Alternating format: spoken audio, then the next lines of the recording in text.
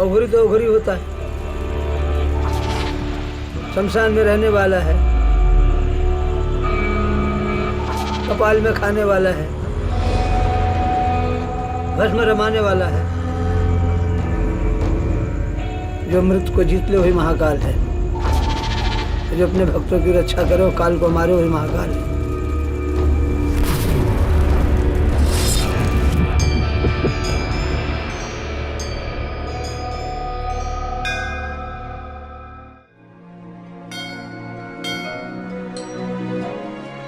ये कहानी है अवंतिका नगरी की, यहां विराजमान शिव के सबसे शक्तिशाली रूप की, उस रूप से जुड़े कुछ खास लोगों की, और शिव के महापर्व महाशिवरात्रि की।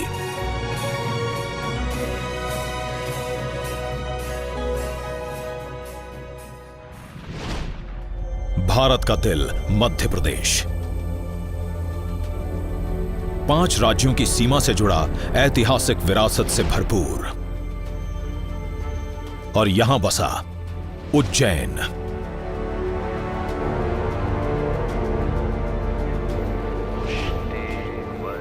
ढाई हजार साल पहले अवंतिका और फिर उज्जैन के नाम से मशहूर ये नगर मध्य भारत का एक राजनैतिक और व्यापारिक केंद्र था।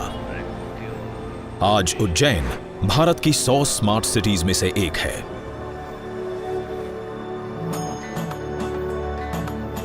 यहां भक्तों के मन में, पूजा के स्वर में, हर सड़क, हर नुक्कड़ पर दिखाई देती है शिव के प्रति आस्था।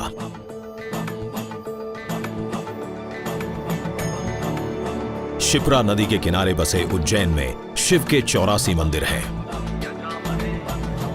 पर कौन है ये शिव? माना जाता है कि भगवान शिव के एक इशारे पर टिकी है सृष्टि। इन्हें ब्रह्मा, विष्णु और महेश की त्रिमूर्ति में विनाशक माना गया है। एक तरफ तीसरी आंख से पूरे ब्रह्मांड को नष्ट करने की शक्ति, दूसरी तरफ शिव शब्द का अर्थ ही है शुभ और शुद्ध, क्योंकि सृष्टि के नष्ट होने से ही तो शुरुआत होती है एक नए संसार की। पुराणों के अनुसार समुद्र मंथन में निकला विष सारे संसार को नष्ट कर डालता, अगर शिव ने उसे पीकर अपने गले में ना रोका होता। इस विष के प्रभाव से उनका कंठ नीला हो गया और शिव का नाम पड़ा नीलकंठ। भगवान शिव विभिन्न नामों से देश भर में पूजे जाते हैं और भारत के बाहर भी कई और देशों में इनकी मान्यता है, जैसे नेपाल, श्रीलंका, वियतनाम, म्यांमार और जापान। पर शिव की शक्ति, इनका तेज किसी एक आकार से परे है, इसलिए ये पूजे जाते हैं शिवलिंग के रूप में। शिवलिंग को देखते हैं, उसमें ना हाथ दिखाई देता, पैर दिखाई देता, चेहरा दिखाई देता है, कुछ नहीं दिखाई देता। ये याद दिलाने के लिए कि आत्मा का कोई रूप नहीं है। जो निर्गुण है उसे सगुण आप कैसे बनाओगे? जो निराकार है उसका ये आकार है। संस्कृत में पुरुष आत्मा को कहते हैं, तो शिवलिंग जो है वो आत्मा है, और जो पात्र है, जो योनि है, वो है प्रकृति, शरीर। तो पुरुष और प्रकृति का मिलन, शिव और शक्ति का मिलन, इसकी हम पूजा करते हैं। उज्जैन भारत की सप्तपुरियों यानी 7 सबसे पवित्र तीर्थों में से एक है।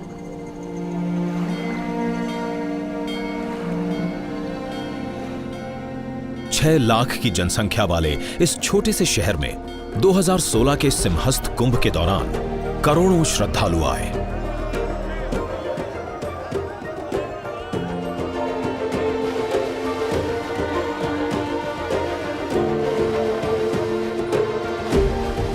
मानते हैं कुंभ में स्नान करने से मोक्ष मिलता है, यानी मृत्यु और काल के चक्र से मुक्ति। और शिव की नगरी उज्जैन में कुंभ का महत्व और भी बढ़ जाता है, क्योंकि यहां शिव हैं महाकालेश्वर। काल मतलब समय, और समय सब कुछ को खा जाता है, नश्वर करता है।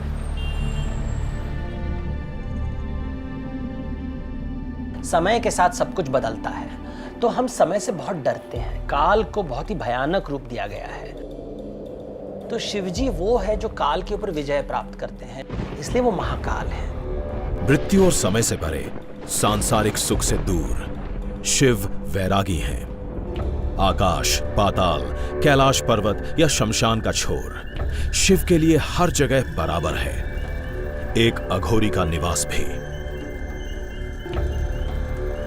अघोरी वो है जो घृणा से परे हैं। मोक्ष की खोज में ये शिव भक्त समाज के दायरे से बाहर शमशान में रहते हैं। भस्म रमाकर ये शिव की तरह ही तपस्या करते हैं। अघोरी तांत्रिक हैं। कुछ लोग ये भी मानते हैं कि इनके पास अलौकिक शक्तियां हैं। ये भय से मुक्त हैं, पर लोग इनसे डरते हैं।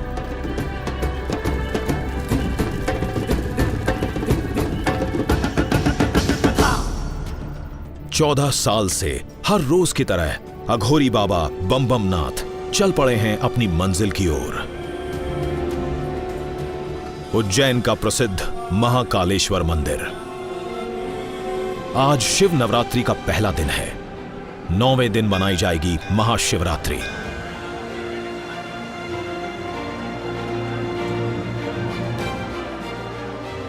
सुबह के 3:30 बजे हैं, पर मंदिर का नंदी हॉल भरा हुआ है। यहां गर्भगृह में विराजमान है महाकालेश्वर का यह स्वयंभू ज्योतिर्लिंग। स्वयंभू मतलब स्वयं प्रकट होना, और ज्योतिर्लिंग जिसकी कथा पुराणों में मिलती है। ब्रह्मा और विष्णु के बीच में लड़ाई हुई थी कि दुनिया का निर्माण किसने किया है। दोनों के बीच में एक अग्नि का स्तंभ निकलता है, एक ऐसा स्तंभ जिसकी ना टॉप होता है वो दिखाई नहीं देता, जो बॉटम होता है वो भी नहीं दिखाई देता है। तो दोनों के बीच में कहते हैं कि ये क्या है। तो ब्रह्मा जी कहते हैं कि मैं हंस के रूप में इसका जो शिखर है उसके तरफ जाऊंगा, और विष्णु जी कहते हैं कि मैं वराह के रूप में उसके बेस के तरफ जाऊंगा। ब्रह्मा और विष्णु की यह खोज कई कालों तक चली, पर न ब्रह्मा शिखर तक पहुंच पाए और न विष्णु नींव तक। दोनों परास्त होकर लौट आए। तब उस स्तंभ से शिवजी प्रकट होते हैं, और शिवजी जो ये ज्योति का रूप लिया है, ये हमें याद दिलाने के लिए जो आत्मा है इसका ना कोई शुरुआत है ना कोई अंत है। भारत के 12 ज्योतिर्लिंगों में से एक महाकालेश्वर मंदिर का लिंग इकलौता दक्षिण मुखी है। दक्षिण है मृत्यु की दिशा, जहां यमराज का निवास है। पुराणों के अनुसार शिव ने अपने भक्त मार्कंडेय के प्राण बचाने के लिए मृत्यु के देवता यमराज को पराजित किया। महामृत्युंजय मंत्र का जाप पहली बार मार्कंडेय ने ही किया था। आज भी मृत्यु का डर दूर करने के लिए यह मंत्र पढ़ा जाता है।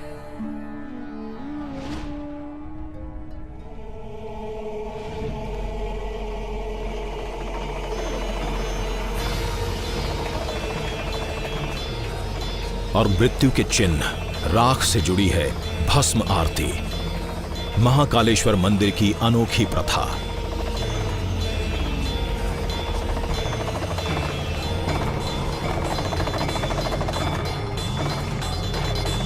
कहा जाता है कि पहले ये राख शमशान से आती थी। आज ये कपिला गाय के गोबर के कंडे, पीपल पलाश, अमलतास और बेर की लकड़ियों को जलाकर तैयार की जाती है। और राख का महत्व जुड़ा है महाकाल से। राख वैराग्य का चिन्ह है, मृत्यु का चिन्ह है, मोक्ष का चिन्ह है। जब कुछ नहीं रहता तो आत्मा रहती है। जब शरीर को आप जला देते हो, जो बचता है वो राख है, इसलिए उसे आत्मा का चिन्ह माना जाता है। राख को आप जला नहीं सकते, वैसे ही आत्मा को आप तोड़ नहीं सकते।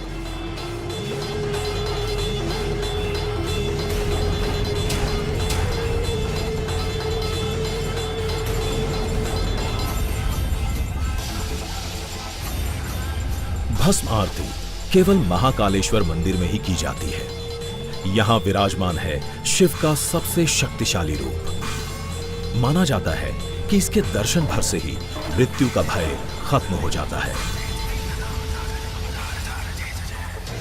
पर देश भर में शिव को विभिन्न रूपों में पूजा जाता है। भारत के अलग अलग राज्यों में हम जाएं तो अलग अलग रूप दिखाई देते हैं। जैसे दक्षिण भारत में जाएं तो मोस्ट फेमस मूर्ति है तांडव मूर्ति, जहाँ पे वो नटराज हैं। कुछ राज्यों में जाएं तो हम देखते हैं कि शिव जी को हमेशा शक्ति के साथ दिखाया गया है, अर्धनारेश्वर के रूप में। एक और रूप होगा उनका विभित्स रूप, जिसे हम भैरव रूप कहते हैं या वीरभद्र का रूप कहते हैं। यहाँ पे वो दिगंबर हैं। फिर दक्षिणेश्वर का रूप होता है कि कैलाश पर्वत पे बैठ के वो वेद, पुराण और तंत्रों का ज्ञान ऋषियों को दे रहे हैं। हिमाचल और पंजाब के साइड में जाए तो भोलेनाथ की बात होते हैं कि इतने भोले हैं कि उन्हें सांसारिक जीवन समझ में नहीं आता। और महाकालेश्वर यानी समय और काल के ईश्वर, ये कोई संयोग नहीं कि शिव का ये रूप विराजमान है उज्जैन में। ये वो नगरी है जिसका प्राचीन काल से समय के साथ अटूट नाता है। जो रेखा आज ग्रीनविच से जाती है, जीरो मेरिडियन जिसको कहते हैं, वो उस समय उज्जैन से जाती थी। और दुनिया भर के समय यहाँ के उज्जैन के समय से तय किए जाती थी। प्राइम मेरिडियन या 0 डिग्री लॉन्गिट्यूड वो काल्पनिक रेखा है जो नॉर्थ और साउथ पोल को जोड़ती है। समय की गणना इसी लॉन्गिट्यूड से की जाती है। 1884 में ग्रीनिच को विश्व का प्राइम मेरिडियन स्वीकारा गया। दुनिया भर के टाइम जोन्स की गणना आज भी इसी से की जाती है। पर कई सदियों पहले भारत में समय की गणना के लिए प्राइम मेरिडियन उज्जैन में माना जाता था। यही नहीं, ट्रॉपिक ऑफ कैंसर यानी कर्क रेखा भी उज्जैन से गुजरती थी, वहीं से जहां महाकालेश्वर का शिवलिंग विराजमान है। पुराणों के अनुसार उज्जैन को भौगोलिक दृष्टि से धरती की नाभि कहते थे, यानी naval of the earth. Ujjain नाभि इसलिए है कि पूरब से पश्चिम, उत्तर से दक्षिण दोनों रेखाएं यहाँ कटती थी, इसलिए नाभि है। अब महाकाल चूंकि पृथ्वी के केंद्र में है, काल की गणना यहाँ से की जाती है, इसलिए महाकाल मंदिर की स्थापना। पृथ्वी अपने एक्सिस पर 23.5 डिग्रीज के एंगल पर घूमती है और समय के साथ इसका एंगल और ट्रॉपिक ऑफ कैंसर यानी कर्क रेखा का स्थान दोनों बदलते रहते हैं। आज कर्क रेखा उज्जैन से करीब 37 किलोमीटर दूर डोंगला गांव से गुजरती है। दूसरी सदी के ग्रीक विद्वान टॉलेमी ने अपने भौगोलिक नक्शों में ओजीन का जिक्र किया है। ओजीन कोई और शहर नहीं, उज्जैन था। महाकाल की नगरी होने के साथ साथ प्राचीन काल से उज्जैन का इतिहास कई हस्तियों से जुड़ा है, जैसे सम्राट अशोक, जो मौर्य शासन के दौरान यहां के राज्यपाल रहे, सिंहासन बत्तीसी के नायक महाराज विक्रमादित्य और महान कवि कालिदास, जिन्होंने कई रचनाएं की, जैसे मेघदूत, जिसमें उन्होंने उज्जैन का वर्णन किया।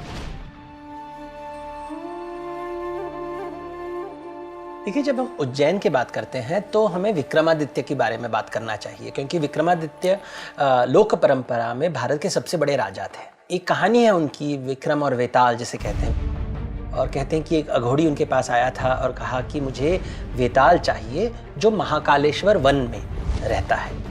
बहुत मुश्किल था उस वेताल को पकड़ना, क्योंकि अगर आपने उससे बातचीत करना शुरू कर दिया तो वो भाग जाता था। 25 बार जब वेताल प्रश्न पूछ रहा था तो विक्रमादित्य ने उत्तर दिया।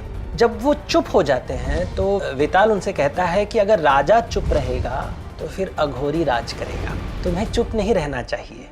तो मतलब वेताल विक्रमादित्य को राजधर्म का ज्ञान दे रहा था। न्याय और सच के साथ साथ विक्रमादित्य ने अपने शासनकाल में वैज्ञानिक खोज को भी बढ़ावा दिया। 5वीं शताब्दी में जब रोमन एम्पायर ढहने को था और यूरोप था डार्क एजेस की कगार पर, भारत में ब्रह्मांड के रहस्यों पर काम चल रहा था। पृथ्वी की गोलाई और ग्रहों की गति को समझा जा रहा था, और इन सब का केंद्र था उज्जैन। यहां की प्रसिद्ध ऑब्जर्वेटरी जंतर मंतर के सुपरिंटेंडेंट राजेंद्र गुप्त इसका वर्णन करते हैं। राजा विक्रमादित्य हैं, वो उज्जैनी के रहे हैं और उन्होंने एक संवत चलाया है जिसको विक्रम संवत के नाम से जाना जाता है, और विक्रम संवत ईसवी सन से भी पुराना है। दुनिया के सबसे प्राचीन कैलेंडर्स में से एक विक्रम संवत की शुरुआत 57 ईसा पूर्व में हुई। ये भारत के प्राइम मेरिडियन पर आधारित था और आज भी हिंदू त्योहारों की तिथि निकालने और जन्मपत्री बनाने में इसका उपयोग होता है। जो विक्रमादित्य थे उनके 9 रत्नों में से एक बरामिहिर रहे हैं। बरामिहिर एक ऐसे प्राचीन खगोलवेत्ता हुए हैं जिन्होंने खगोलीय ग्रंथ लिखे हैं। उसमें प्रत्येक ग्रंथ में खगोलीय गणना की जानकारी दी गई है। खगोल शास्त्र यानी एस्ट्रोनॉमी, ब्रह्मांड को समझने का विज्ञान। 6ठी शताब्दी में वराहमिहिर ने खगोल के एक प्राचीन शास्त्र सूर्य सिद्धांत का अध्ययन किया और उसका सार लिखा। और उसी कालगणना के संदर्भ में पहली वेधशाला सवाई राजा जयसिंह द्वितीय द्वारा उज्जैन में स्थापित की गई। वराहमिहिर के प्रयोगों के 1200 साल बाद सवाई राजा जयसिंह ने ये वेधशाला बनवाई। देश भर में 4 और वेधशालाएं बनवाई गईं, जयपुर, दिल्ली, वाराणसी और मथुरा में। उज्जैन की वेधशाला के यंत्र जयपुर और दिल्ली की तरह आज भी उपयोग में हैं। महाकाल की नगरी, जहां श्रद्धा और विज्ञान के संगम में छुपी है समय की कहानी।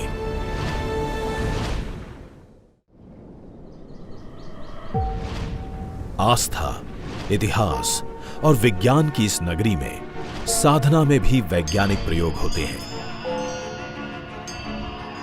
इसका एक उदाहरण है सिद्धाश्रम का ये मर्क्यूरी शिवलिंग। मर्क्यूरी या पारा एक अस्थिर धातु है, मगर यहां अन्य धातुओं के साथ मिलाकर एक शिवलिंग में ढाला गया है। ये पारा जो है शिव का तेज है, इसलिए जो है मैंने यहाँ चित्रा मैया के किनारे यहाँ पारद शिवलिंग की स्थापना की और इसमें मेरे को 3 वर्ष लगे। ये दुनिया का सबसे बड़ा पारद शिवलिंग है। ये करीब 25 कुंटल इसका वजन है और यहाँ सारी दुनिया से जो लोग आते हैं और यहाँ मेडिटेशन करते हैं, ध्यान करते हैं।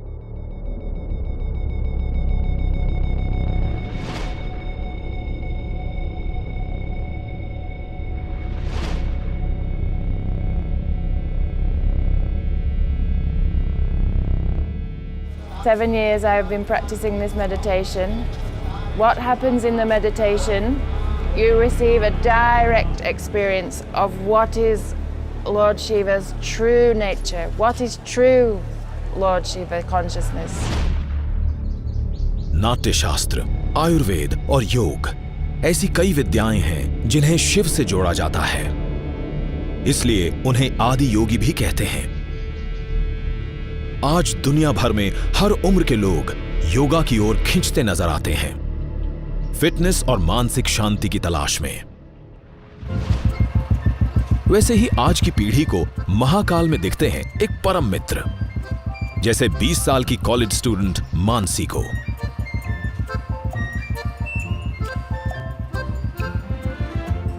मैं एक राजपूत फैमिली से बिलोंग करती हूँ। मुझे कुछ यूनिक करना पसंद है, जो सबसे अलग हट कर हो। जैसे हॉबीज़ का बोलेंगे तो मुझे हॉर्स राइडिंग की बहुत शौक है। मैं बुलेट राइड्स करती हूँ।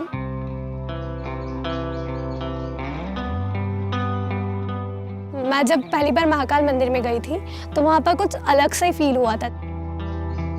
मैं पूजा करने जाती थी, वहाँ बैठती थी, पूजा करने के बाद उनसे बातें शेयर करने लगी। अभी ऐसी सिचुएशन हो गई है, मुझे उनके आगे जाके बोलने की जरूरत नहीं होती है, वो पहले ही सब समझ जाता है। ओम नमः शिवाय, ओम नमः शिवाय। मैं शिव जी के लिए मंडे का फास्ट रखने लग गई। उसके बाद 16 सोमवार रखने लगी। मैं 16 सोमवार रखती हूँ कि अच्छा पति के लिए। वो तो पता नहीं है, उसका इतना नहीं है, बट हाँ जहाँ तक मुझे पता है मुझे सिर्फ शिव ही चाहिए। मुझे पता है वो नहीं हो सकता, बट मैं तो कोशिश कर सकती हूँ ना कि मुझे वो मिले।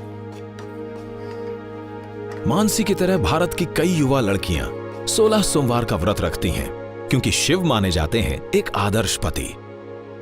और व्रत पे भोग के लिए बनाए जाते हैं 3 लड्डू। 3 की संख्या का शिव से गहरा नाता है। शिव से जुड़ी कई चीजों में 3 का प्रभाव दिखता है। 3 आंखें, माथे पर राख का त्रिपुंड और त्रिशूल के 3 शूल। 3 प्रकार के गुण होते हैं, सत्व, रजस और तमस। तीनों को जोड़ने वाले शिव जी हैं, इसलिए बेलपत्ता में 3 लीफ होता है, त्रिशूल में 3 शूल को जोड़ के त्रिशूल बनाया गया है। ये याद दिला, एक संगम है, त्रिवेणी संगम हम कह सकते हैं। 3 का महत्व भक्तों के चढ़ावे में भी दिखता है। ये 3 बिल्वा के पत्ते अक्सर दिखते हैं महाकालेश्वर मंदिर के शिवलिंग पर। शास्त्रों के हिसाब से मंदिर को जल स्रोत के पास होना चाहिए और यहां महाकालेश्वर मंदिर के बीच है कोटि तीर्थ, जिसके पानी को बहुत पवित्र माना जाता है। नागर वास्तुकला की राजपूत शैली में बना महाकालेश्वर मंदिर करीब 5 एकड़ के क्षेत्रफल में फैला हुआ है। इसके परिसर में 53 छोटे बड़े मंदिर हैं। यहां ऐसी भी मूर्तियां हैं जो 10वीं सदी की हैं। मंदिर का वर्तमान स्वरूप 1736 में मराठा जनरल राणोजी सिंधिया ने बनवाया था।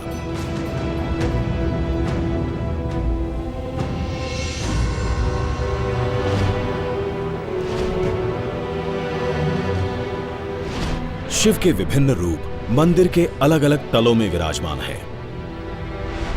सबसे ऊपर नाग चंद्रेश्वर, जो साल में सिर्फ एक बार नाग पंचमी पर खुलता है। उसके नीचे भूतल पर ओमकारेश्वर और सबसे नीचे तलघर में है गर्भगृह, मंदिर का सबसे पवित्र स्थान, जहां है महाकाल का निवास।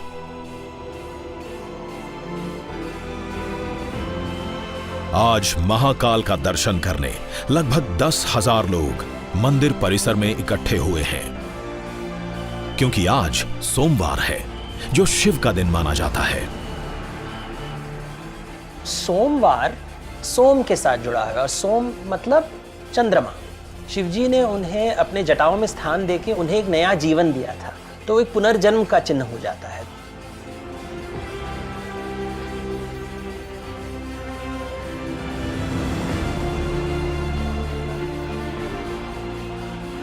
महाशिवरात्रि में बस कुछ ही दिन बाकी हैं। अनुमान है कि श्रद्धालुओं की संख्या 2 लाख तक पहुंचेगी। शिव उज्जैन के राजा माने जाते हैं। यही कारण है कि भारत सरकार का कोई भी उच्चाधिकारी यहां रात नहीं बिताता, क्योंकि स्थानीय मान्यता के अनुसार एक शहर में केवल एक ही राजा रह सकता है, और जब राजा है तो उसके राज्य की रक्षा भी जरूरी है। महाकालेश्वर मंदिर से करीब 5.5 किलोमीटर दूर है काल भैरव का मंदिर, जो शिव के कोतवाल माने जाते हैं।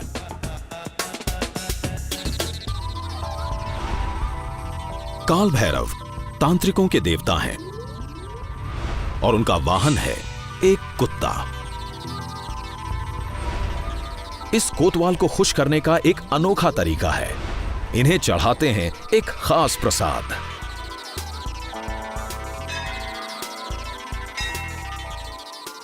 तंत्र पीठ होने के कारण यहाँ जो है काल भैरव भगवान की 3 प्रकार से पूजा होती है, सात्विक, राजसिक और तामसिक।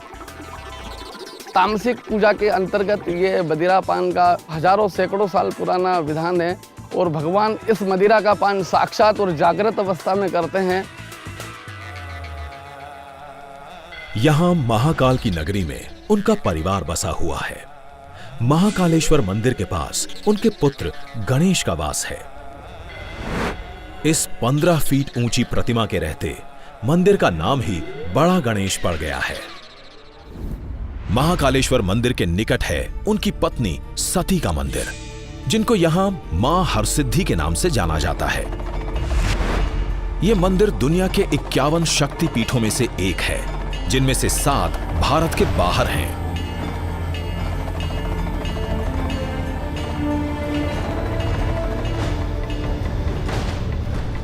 जब सती ने अपने पिता दक्ष के यज्ञ कुंड में अपनी आहुति दे दी, तो शिव उनके शव को लेकर शोक से विचलित हर दिशा में घूम रहे थे। विष्णु के सुदर्शन चक्र ने सती के शव को 51 हिस्सों में बांट दिया। माना जाता है शक्तिपीठ वो स्थान है जहां ये 51 हिस्से जाकर गिरे। जहां सती की दाहिनी कोहनी गिरी, वहां बना मां हरसिद्धि का मंदिर। पर मां हरसिद्धि मंदिर का प्रमुख आकर्षण यहां के प्रांगण में है।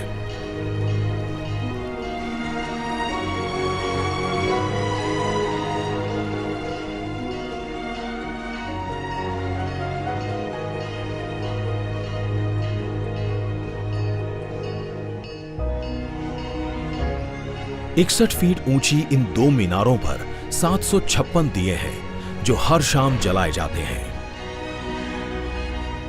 मां हरसिद्धि विक्रमादित्य की कुल देवी भी थीं। कहा जाता है कि जब विक्रमादित्य दीप राग गाते थे, ये दिए खुद ब खुद प्रज्वलित हो जाते थे।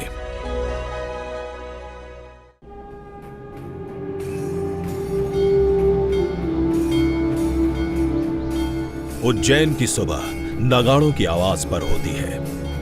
कोना कोना नगाड़ों की ताल से गूंजने लगता है। शिव और शक्ति के मंदिरों की आरती में नगाड़े बजाने की प्रथा सदियों से चली आ रही है। ये हैं नरेंद्र कुशवाहा। इन्हें नगाड़ा सम्राट भी कहते हैं। अलग अलग वस्तुओं से तरह तरह के नगाड़े और डमरू बनाने के लिए इनका नाम दर्ज है Limca book of world records में। मैं बचपन में जब तीसरी चौथी क्लास में जब पढ़ने जाता था स्कूल में, तो मंदिर के सामने से जाता था तो वहाँ पे नगाड़ा बजता था। बड़ा अच्छा लगता था। मंदिर में कभी घंटी बजाते थे, कभी मंजीरे बजाते थे। मंदिर में नगाड़ा बजाने को अच्छा सा मिलने लग गया। खूब नगाड़ा बजाते थे। 40 सालों में नरेंद्र कुशवाहा ने अपने हाथों से हजारों नगाड़े और डमरू बनाए हैं। शीशा, धातु, लकड़ी, चीनी मिट्टी जैसी अन्य कई वस्तुओं से।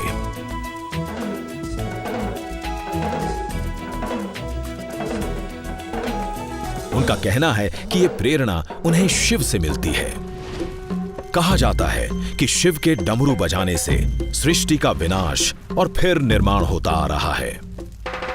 भारतीय परंपरा में मन को हम बंदर मानते हैं, तो बंदर को आप कंट्रोल कैसे करते हो? डमरू के साथ। तो शिव जी अपने हाथ में डमरू पकड़ा हुआ है क्योंकि अपने मन को काबू में रखने के लिए। तो शिव जी हमें याद दिला रहे हैं कि हमारे भीतर जो भी प्रॉब्लम्स हैं वो अंदर के बंदर ने क्रिएट किया है। अपनी कला के माध्यम से नरेंद्र कुशवाहा आज की पीढ़ी का शिव से परिचय करा रहे हैं, नगाड़ा और डमरू वादन सिखाकर। गत करीब 1.5 वर्षों से नगाड़ा वादन की कला सीख रहा हूँ और मालवा की ये जो अमूल्य विरासत है नगाड़ा वादन, इसे सहेजने का कार्य कर रहा हूँ। पाश्चात्य संगीत की ओर हम इस गति से बढ़ रहे हैं कि हमने हमारी मालवा की जो विरासत है उसे खो दिया कहीं ना कहीं। हमारे पहले की जो पीढ़ी है वो हमें वाद्य यंत्र देकर गई। हमारा सिर्फ इतना कर्तव्य नहीं बनता है कि हम उन्हें सिर्फ सहेज कर रहे हैं। हमारा ये कर्तव्य बनता है कि आने वाली पीढ़ी को हम क्या देकर जा रहे हैं। और हमारा सौभाग्य है कि नरेंद्र कुशवाहा जी से हमें ये सारी चीजें सीखने को मिल रही हैं। नगाड़ा सम्राट और उनके छात्र एक बड़ी तैयारी में जुटे हैं। साल भर की मेहनत और अभ्यास रंग लाएगी महाशिवरात्रि के दिन। इधर महाकालेश्वर मंदिर में चल रहा है शिवलिंग का श्रृंगार।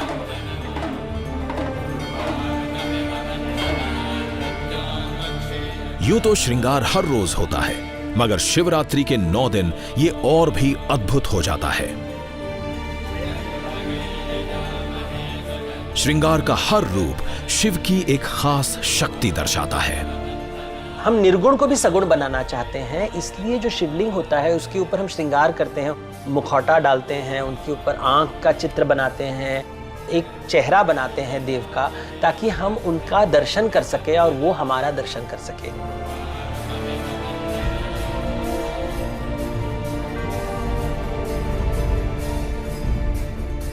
शिव के अनेक रूपों की तरह हैं शिव के भक्तों के रूप। कोई कला से साधना करता है तो कोई मुस्कुरा के। उज्जैन के रहने वाले शैलेंद्र व्यास एक स्कूल प्रिंसिपल हैं और उनके कई शौक हैं, मगर जिस एक शौक के लिए वो सबसे ज्यादा मशहूर हैं वो है उनके बहरूपिया अवतार। फूल बनकर मुस्कुराना जिंदगी है, मुस्कुरा कर गम भुलाना जिंदगी है, जीत कर खुश हुए तो क्या हुए, हार कर भी मुस्कुराना जिंदगी। वर्ल्ड में कई तरह के स्वामी आए हैं, पर मुस्कुरा के कोई नहीं आया है। तो बाबा महाकाल का ये प्रसाद मुझे मिला है। जय श्री महाकाल।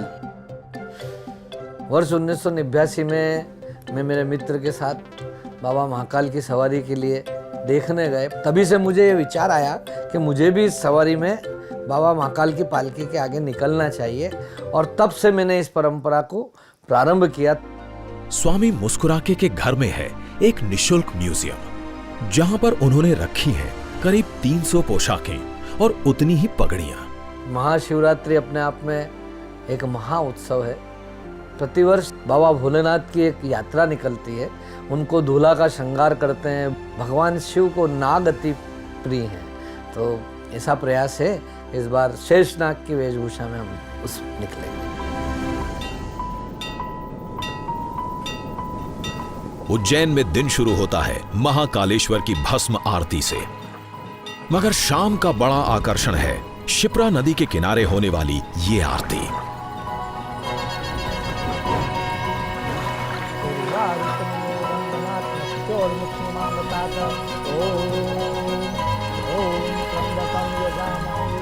पवित्र शिप्रा का तट, शांत नदी का निस्वर संगीत, काल की इस नगरी में समय कुछ पल रुक सा जाता है। कल के सूरज का इंतजार है पूरे उज्जैन को, क्योंकि कल महाकाल की नगरी में मनेगी महाशिवरात्रि। महाकाल की नगरी में आज है शिव नवरात्रि का 9वां दिन। एक दिन की महाशिवरात्रि तो भारत के कई हिस्सों में मनाई जाती है, लेकिन उज्जैन में महाशिवरात्रि चलती है पूरे 9 दिन।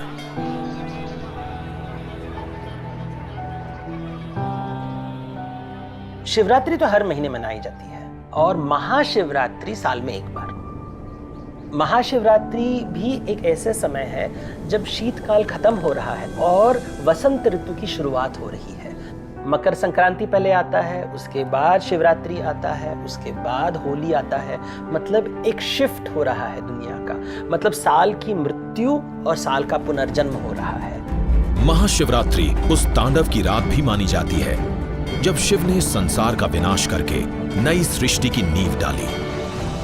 सृजन की इस रात के सम्मान में बहुत से शिव भक्त पूरी रात साधना में लीन रहते हैं। लोक परंपरा में इसे माना जाता है कि इस दिन शिव जी की शादी हुई थी, मतलब शिव और शक्ति जुड़े थे। लाखों की संख्या में श्रद्धालु इस उत्सव में शामिल होते हैं।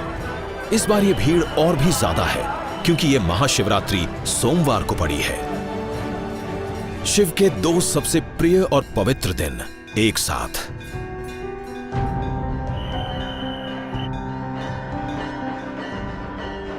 जहां मंदिर का प्रशासन पूजा की तैयारी में व्यस्त है, वहीं शहर का प्रशासन व्यस्त है लाखों भक्तों के लिए कुशल प्रबंधन में।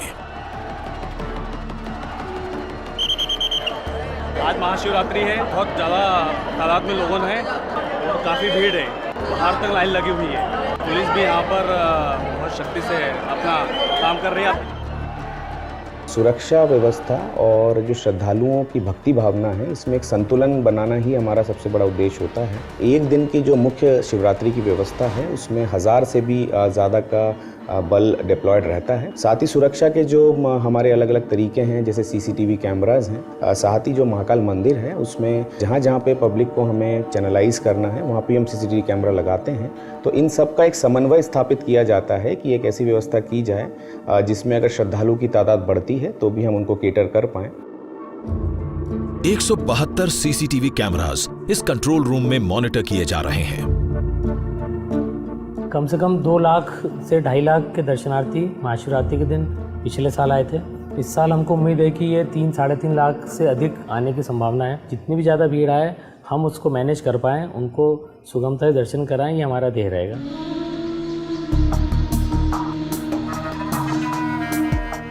मंदिर के एक शांत कोने में मानसी हर साल की तरह शिव के उस रूप की रंगोली बना रही है जो उसे सबसे प्रिय है। मैं अभी अर्धनारीश्वर की रंगोली बना रही हूँ, जिसमें जो ये ब्लू वाला पार्ट है ये शिव जी का है, उसके उधर ही अपोजिट में पार्वती जी का है। जहां मानसी की रंगोली के रंग धीरे धीरे निखर रहे हैं, वहीं मंदिर के प्रांगण में नगाड़ा सम्राट की टोली अपनी कला को शिव के नाम अर्पित कर रही है।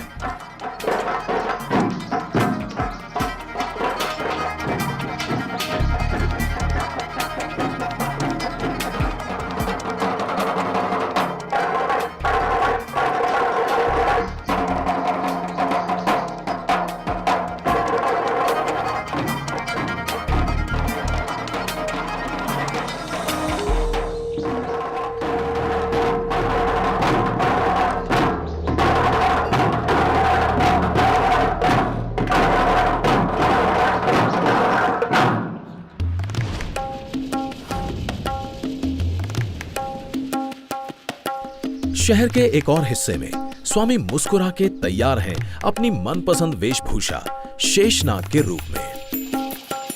जय श्री महाकाल।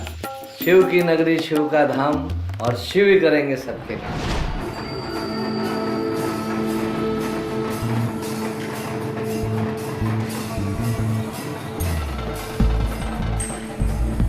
महाशिवरात्रि के दिन चल पड़ी है शिव की अनोखी बारात।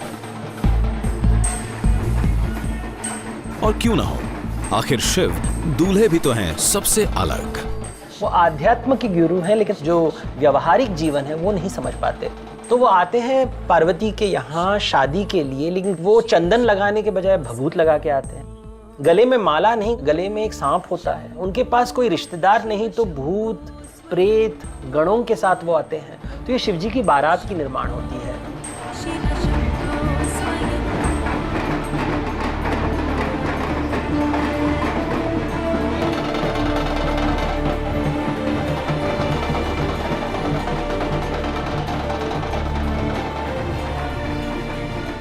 मुस्कुराके की मुस्कुराहट बता रही है कि आज उनकी पहचान और कुछ नहीं, बस एक शिव भक्त की है।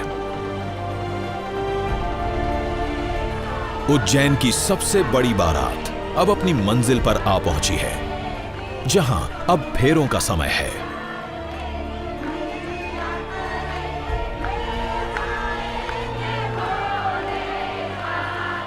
अगर आप राम की कहानी देखें तो वहाँ पे तनाव दिखाई देता है।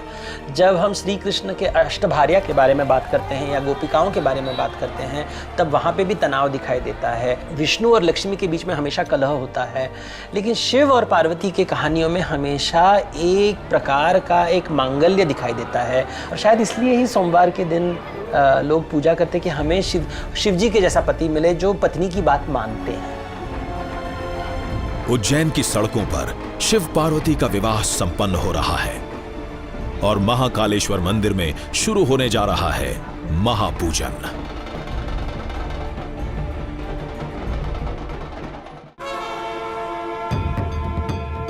उज्जैन में आज रात है महाशिवरात्रि की।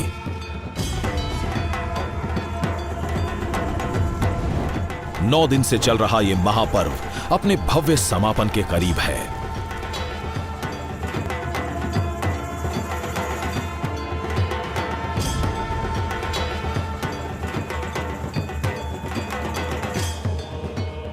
मंदिर के गर्भगृह में तैयारी हो रही है आज रात की सबसे विशेष पूजा की।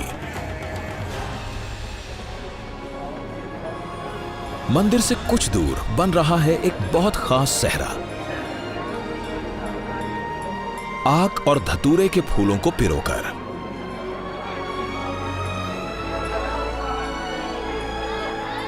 हमारा परिवार शुरू से यही काम करता है, हमारी परंपरा हो गई, हमारी 100 साल से ऊपर हो गए।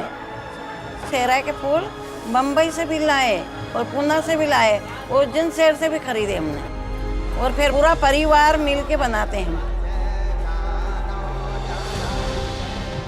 महाशिवरात्रि की रात की सबसे महत्वपूर्ण पूजा महापूजन आज रात 11 बजे से 4 बजे तक चलने वाली है।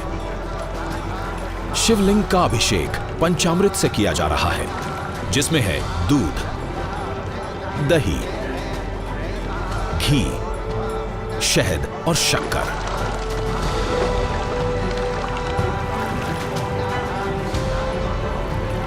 कहते हैं कि महाशिवरात्रि की रात शिव पूजन के लिए सबसे विशेष काल होता है। महापूजन के संपन्न होते ही शिवलिंग पर सजाया जा रहा है फूलों का ये विशाल सहरा। शिव का जो दरबार है, माँ शिव नवरात्रि की रात्रि को जब महापूजन संपन्न हो जाती है, उसके बाद भगवान शिव को सवा मन आकरा का जो फूल होता है भगवान को बड़ा प्रिय होता है, उस फूल से भगवान को दूल्हे के रूप में सजाया जाता है। महाकाल का ये भव्य रूप साल में सिर्फ एक ही बार देखने को मिलता है। भक्तों के लिए ये बहुत ही भावुक क्षण है।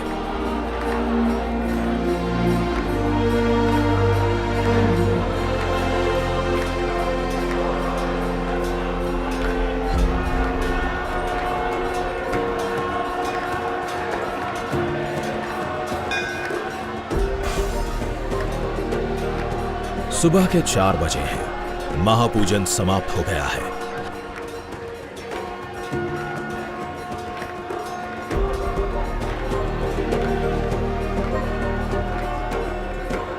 आज भस्म आरती होगी दिन के 12 बजे, जिसके साथ महाशिवरात्रि का महापर्व संपन्न हो जाएगा। अघोरी बाबा बम नाथ आज भी भस्म रमा कर आए हैं।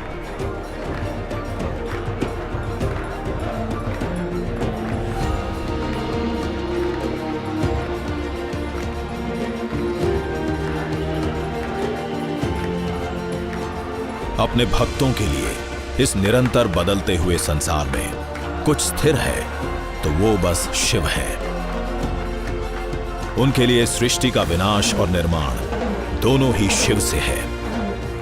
और शिव जी दोनों के लिए, अघोरियों के लिए भी है और सांसारिक गृहस्थ जीवन के जो यजमान होते हैं उनके लिए भी है। अघोरियों के लिए वो भैरव हैं, वीरभद्र हैं और रुद्र हैं। यजमानों के लिए वो शंकर हैं, भोलेनाथ हैं, महादेव हैं।